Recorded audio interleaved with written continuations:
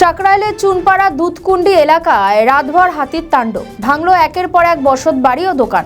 আতঙ্কে এলাকাবাসী। জানা যায়, গভীর রাত থেকে ভোররাত পর্যন্ত ব্যাপক হাতির তাণ্ডবে লণ্ডভণ্ড হয়ে যায় গোটা এলাকা। স্থানীয় সূত্রে জানা যাচ্ছে, 10 থেকে 12টি হাতির একটি দল আচমকায় গ্রামে ঢুকে পড়ে এবং দীর্ঘ সময় ধরে তাণ্ডব চালায়। হাতির হামলায় একের পর এক বসত বাড়ি ভেঙে পড়ে। শুধু তাই নয়, গ্রামের একটি দোকানেও ব্যাপক ভাঙচুর চালায় হাতির দল। আচমকা হাতির হানায় আতঙ্কে ঘর ছেড়ে নিরাপদ আশ্রয়ে পালাতে বাধ্য হন বহু পরিবার। রাতভর আতঙ্কের মধ্যে কাটে গ্রামবাসীদের। হাতির তাণ্ডবে ব্যাপক ক্ষয়ক্ষতি হয়েছে চাষের জমিতেও। ধান সহ বিভিন্ন ফসলের জমি লণ্ডভণ্ড হয়ে গিয়েছে কৃষকদের। অভিযোগ করা হয়েছে কৃষকদের তরফ থেকে বহু পরিবার কার্যত সর্বশান্ত হয়ে পড়েছেন। এদিকে ঘটনার পর বন দফতরের ভূমিকা নিয়ে ক্ষোভ উগরে দিয়েছেন স্থানীয় বাসিন্দারা। তাদের অভিযোগ, হাতির আগমনের আগাম কোনো সতর্কতা দেওয়া হয়নি এবং ঘটনার সময় বন দফতরের কর্মীদের তৎপরতাও চোখে পড়েনি।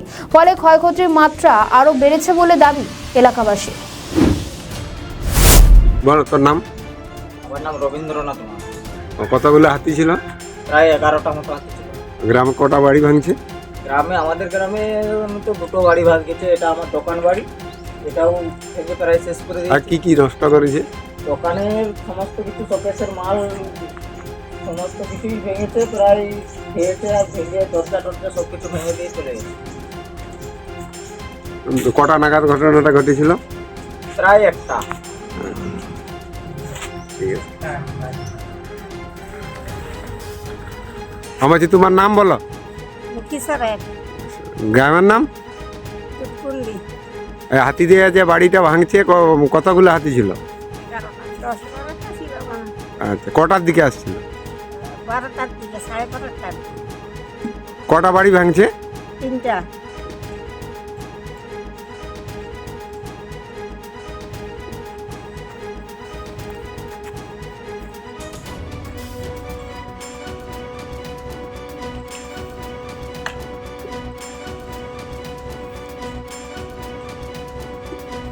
পাঠাইনি, ওরা কাটিং সকল করে নেবে।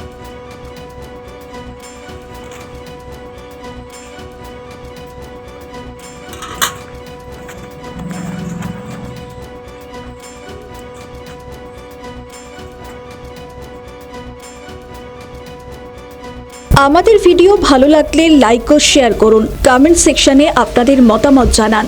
আরও ভিডিও পেতে আমাদের চ্যানেলটিকে সাবস্ক্রাইব করুন এবং প্রতি মুহূর্তে খবরের আপডেট পেতে প্রেস করুন বেল আইকন।